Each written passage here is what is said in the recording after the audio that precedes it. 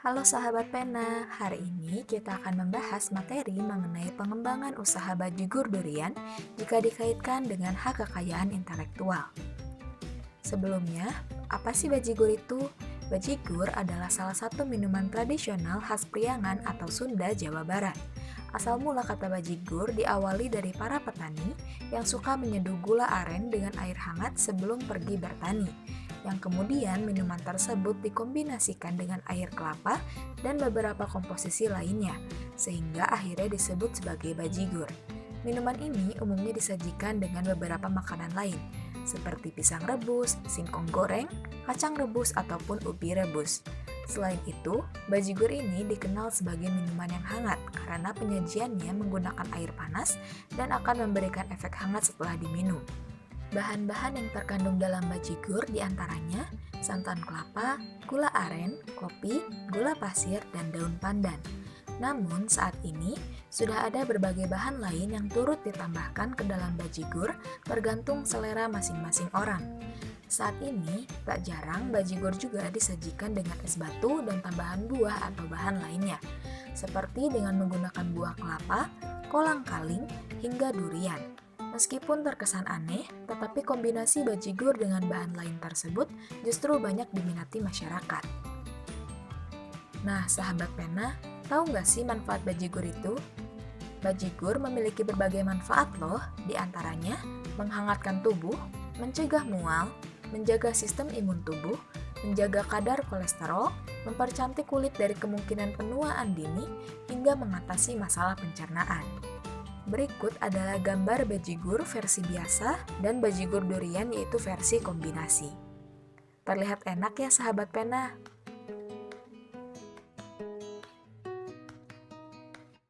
Selanjutnya, kita akan membahas mengenai usaha bajigur durian.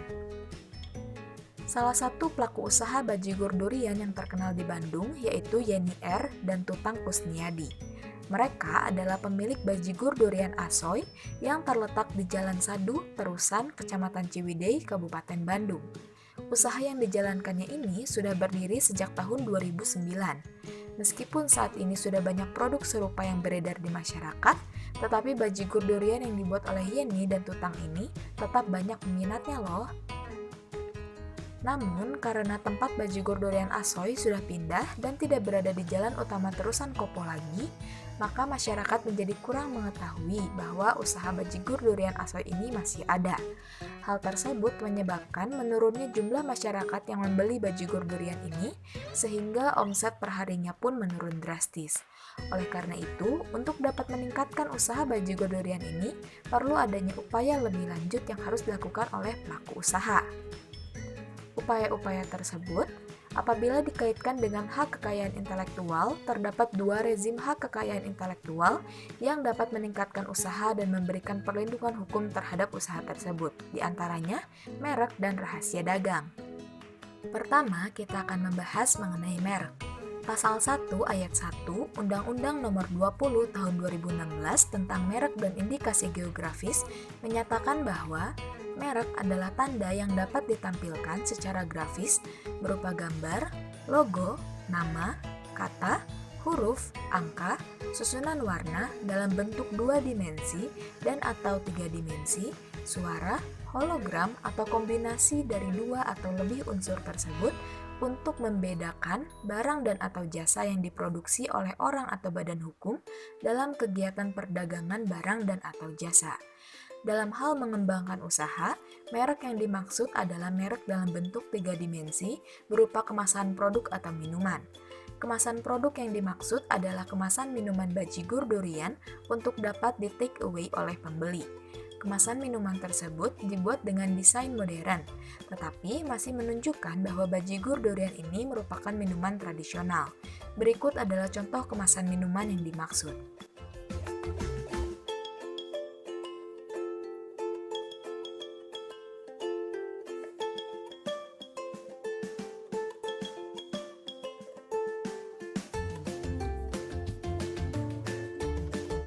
Berdasarkan pasal 1 ayat 5 Undang-Undang Nomor 20 Tahun 2016 tentang merek dan indikasi geografis, untuk mendapatkan hak atas merek, yang merupakan hak eksklusif yang diberikan oleh negara kepada pemilik merek yang terdaftar untuk menggunakan sendiri merek tersebut atau memberikan izin kepada pihak lain untuk menggunakannya, maka pelaku usaha terlebih dahulu perlu mendaftarkan merek usahanya. Pelaku usaha harus mengajukan permohonan pendaftaran merek usahanya kepada menteri, baik secara elektronik atau non-elektronik, dengan menggunakan bahasa Indonesia. Setelah mereknya terdaftar, maka pelaku usaha akan mendapatkan hak atas merek tersebut dan perlindungannya. Untuk merek yang sudah terdaftar ini akan mendapatkan perlindungan hukum untuk jangka waktu 10 tahun sejak tanggal penerimaan permohonan pendaftaran merek dan jangka waktu perlindungan itu dapat diperpanjang. Dengan demikian, apabila pelaku usaha mendaftarkan merek usahanya dan sudah mendapatkan perlindungan hukum untuk jangka waktu tertentu, maka usaha yang dijalankan akan berjalan dengan lancar dalam hal terhindar dari perilaku curang dari pelaku usaha serupa lainnya. Selanjutnya mengenai rahasia dagang. Pasal 1 ayat 1 Undang-Undang Nomor 30 Tahun 2000 tentang rahasia dagang menyatakan bahwa rahasia dagang adalah informasi yang tidak diketahui oleh umum di bidang teknologi dan atau bisnis, mempunyai nilai ekonomi karena berguna dalam kegiatan usaha dan dijaga kerahasiaannya oleh pemilik rahasia dagang. Dalam hal ini, rahasia dagang seperti resep dan bahan-bahan khusus yang digunakan untuk membuat bajigur durian khas usaha milik Yeni dan Tutang dapat dilindungi juga. Tentu untuk resep dan bahan-bahan khusus itu sifatnya rahasia dan hanya boleh diketahui oleh pelaku usaha dan karyawan yang dipercaya. Selain itu, informasi terkait resep dan bahan khusus juga dapat digunakan untuk menjalankan usaha dan meningkatkan keuntungan, sehingga informasi tersebut perlu dijaga kerahasiaannya. Dalam hal ini, Yeni dan Tutang dapat memiliki hak rahasia dagang atas usahanya. Hak rahasia dagang ini tidak perlu didaftarkan karena hanya tersimpan oleh pemilik informasi rahasia dagang itu sendiri. Namun, apabila Yeni dan Tutang ingin memberikan informasi rahasia dagang tersebut kepada pihak lain untuk kepentingan komersil, maka perlu dilakukan dengan perjanjian lisensi dalam jangka waktu dan syarat tertentu. Untuk lisensi rahasia dagang, wajib dicatatkan pada Direktorat Jenderal Hak Kekayaan Intelektual atau Dirjen HKI. Dengan demikian, rahasia dagang merupakan hak kekayaan intelektual yang istimewa karena tidak perlu didaftarkan dan tidak perlu diumumkan untuk mendapatkan perlindungan hukum. Namun, mengenai perjanjian lisensi rahasia dagang, apabila perjanjian tersebut tidak dicatatkan pada Dirjen HKI, maka perjanjian lisensi ini tidak mempunyai akibat hukum terhadap pihak ketiga. Kemudian, perjanjian lisensi rahasia dagang juga harus diumumkan dalam berita resmi rahasia dagang. Oleh karena itu, pelaku usaha harus dapat memperhatikan ketentuan-ketentuan tersebut. Dari paparan tersebut dapat disimpulkan bahwa hak kekayaan intelektual dapat turut mengembangkan dan memberikan perlindungan hukum pada usaha masyarakat. Oleh karena itu, pengetahuan mengenai rezim hak kekayaan intelektual yang dapat melindungi usaha bahkan meningkatkan usaha perlu diketahui oleh masyarakat luas, terutama para pelaku usaha. Mengenai usaha bajigur durian ini termasuk ke dalam usaha kuliner, yang mana usaha kuliner merupakan salah satu bagian dari industri kreatif. Untuk mengembangkan dan melindungi usaha bajigur durian Asoy, pelaku usaha yaitu Yeni dan Tutang dapat mendaftarkan merek usahanya sehingga akan terhindar dari pelaku usaha serupa lainnya yang berusaha berbuat curang dan sebagainya.